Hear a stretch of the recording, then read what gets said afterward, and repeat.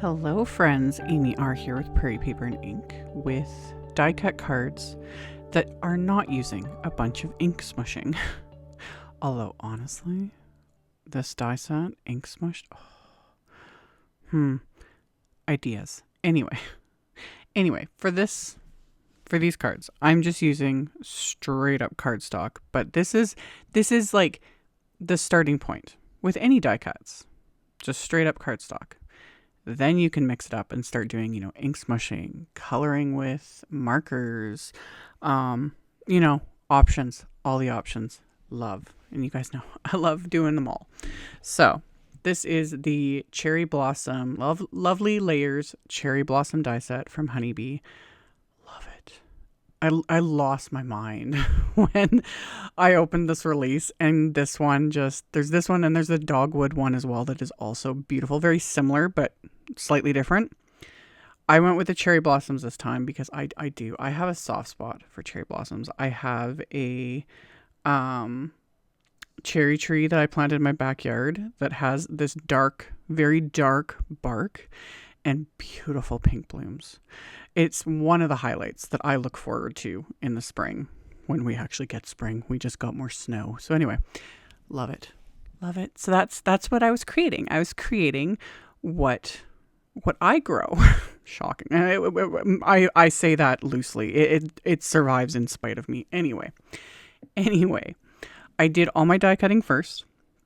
I ended up die cutting and making a ton of these because I was just enjoying the process, because again, we got more snow here. It's cold and miserable. And I was like, look at all these beautiful cherry blossoms. I had no real project in mind when I started, so I made several. So I did all my die cutting first. It was a great way to use up scraps, everything. Honeybee has a guide for all their die sets, all their lovely layer sets, and you can print them off. Sometimes they're included with the die sets. I think it just kind of depends on, production turnarounds and all the things, but it's all available on their site. I usually just open them up on my, computer screen or whatever and have it sitting there for the first time, because it's always just that first time figuring out where the little pieces go and whatnot. Once you've assembled one, they come together so unbelievably easy. With this set, everything you die cut just once. All the dies for all the pieces are included in the set, so you don't need to die cut, 3 of this and 2 of this, etc. There's a separate die for everything. It's all laid out in the packaging too, kind of where everything goes. Like it just like all their other lovely layers. And I sound like a broken record, but if you don't watch all my videos, that's why I love their lovely layer sets, because it just works. Again, if I can figure it out without wanting to throw everything through a window, anyone can do it, because I very much enjoy assembling these. So I die cut everything from like a dark brown cardstock. I did a green, a light pink, and a darker pink. I'll link to all the cardstocks. 99% of the time, I never remember because, I'm just grabbing everything at random. But for this video, shockingly, I actually remembered everything I used. Who'd have thunk? So anyway, after I was done assembling the cherry blossoms, I set those aside. And then I also pulled out the Lovely Layers Spring Birds wafer die set. This actually makes 2 different birds, but I'm just using the one in flight. And same thing, all the dies for that one are all located together on the packaging. It's a simple thing, and yet it's like, I just chef's kiss, my hat's off to all, all the product designers and the people that do all this, because I was like, the less brain power you expect of me, the better. So anywho, technically, or at least by the packaging, it's a bluebird, but I wanted to make robins with mine. Robins are just another favorite of mine. We get a lot of them around here, and it's like the official first sign of spring when you start seeing the robins coming around, and they just make me happy. So I was like, these are going to be robins. So same thing, die cut my layers. Everything just adheres super, super easy. Even these little tiny bits there's little embossed lines, like where the eye goes, the beak, obviously, and their little feet. There's little embossed lines that I'm sure you can't really see in the video, but on like in real life, they're just imprinted when you die cut, and everything just lines up. So I'm using my little Trinity stamps, pickup stick. I've used my embellishment one, things like that. That's it's a must-have tool. Must-have, for placing all the embellishments, but I also like using it when placing small die cuts, because I can just pick them up, press them into the plate, press them into the glue, and they're good to go. So that's one of my absolute must-have tools. Highly recommend. So that's what I used to place just those little itty-bitty pieces. I just put a little tiny dab of glue and then pick up the little cardstock piece and stick it into place. So I made my birds, I've made my cherry blossom branches, and then of course I'm going to make nests for them as well, because this was another one that I was just like, this is just beyond adorable. So this is the Lovely Layers Nest wafer die set. Same thing. Die cut the base from the dark brown cardstock. The middle layer, I just went with lighter brown. Dropped it after I put the glue on it, so I got glue everywhere. Welcome to how things are, always. Anyway, wiped off the glue, continued on. We're just going through with this. So, adhered the third layer. This is the only wafer die set that I can think of that this little kind of branch wafer die that I'm holding right now, this one you die cut twice, but you don't have to. Like, you can just leave the nest like this. Like, you don't need to add the extra pieces if you don't want to. But if you give me directions, I'm going to follow them. That's just how my brain works. So I die cut those from, I think I used like Nina Desert Storm for those pieces and stuck them on top. And then there's a couple little egg options in the set. I use the one that adds the little kind of speckles to it because robin's eggs. Hello. And there's also little feather wafer dies. You can add, some little feathers to the nest. Like, seriously. How cute is this? Love it. So I did die cut the eggs extra because there's it's a little set of 2. So you can do kind of plain eggs or the little speckledy eggs, all that fun stuff. So I got my nest assembled. You can see I got piles of die cuts. I just die cut everything. This whole card is literally all die cuts. So for the kind of main focus, I used the Spring Vine Layering Frames dies, and I only used 2 dies from that set. And this one, this kind of intricate embossed wafer die, after you've die cut it, all those little bits all around the perimeters and the edges need to come out.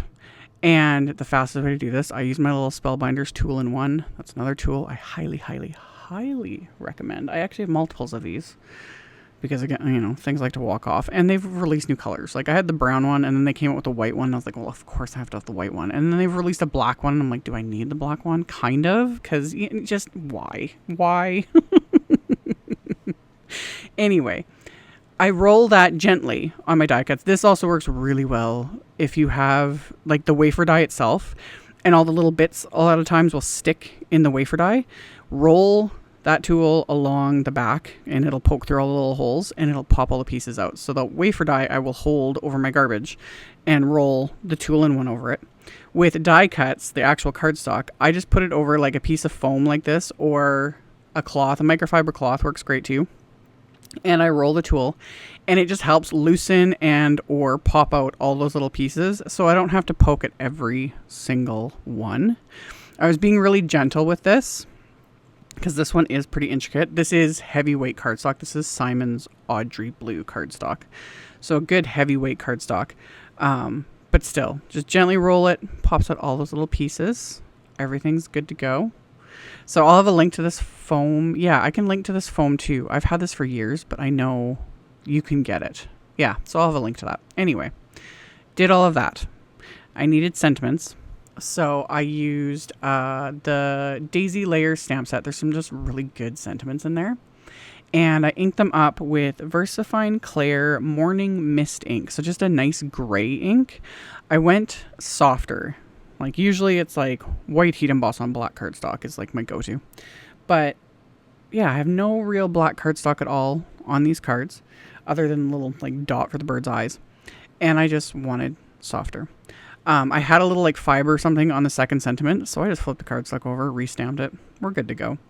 So I stamped the sentiments that I wanted to use, and then I'm going to use the coordinating wafer dies to die cut the sentiments, because if I've got them, I'm going to use them.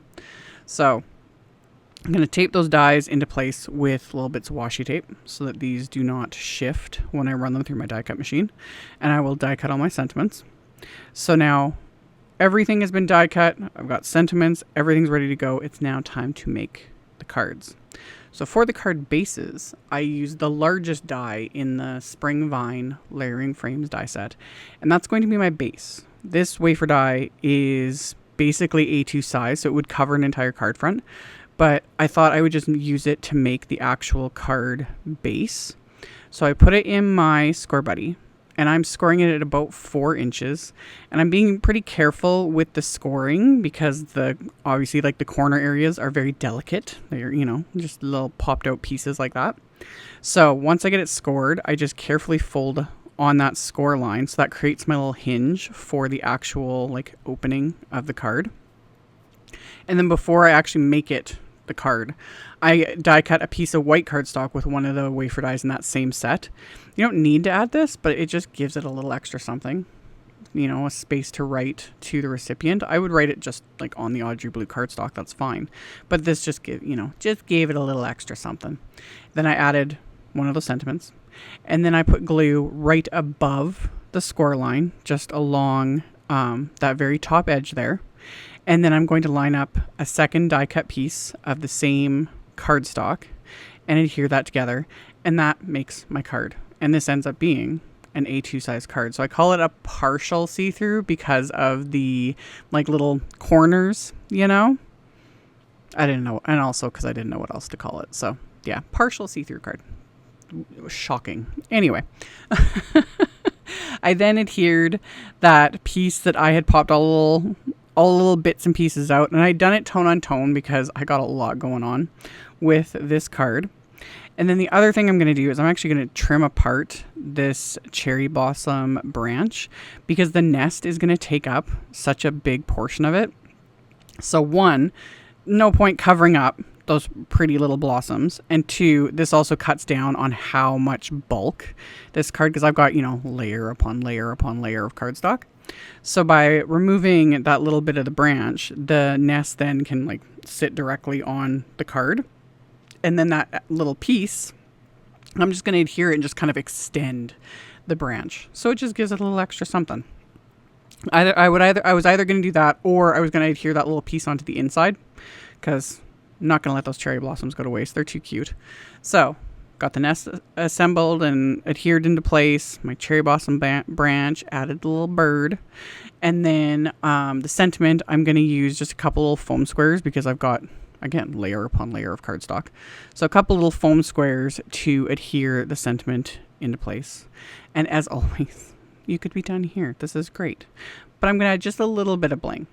I also thought about, splatter, ink smushing, all the things, but decide, what, there's enough going on. There's so much detail, for just die cuts, because again, Honeybee's wafer dies don't just die cut, they impress all the details. So like there's detail in the flowers, in the background, the bird, the nest, all of it. So I didn't want to cover all that up with splatter and all the things.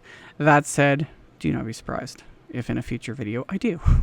Just depends on my mood. Anyway, I adhered some little pearls. These are some rose pink pearls from Studio Katia. So I added those to the flower centers, added a couple to the nest, just a little extra. And that finished off these cards.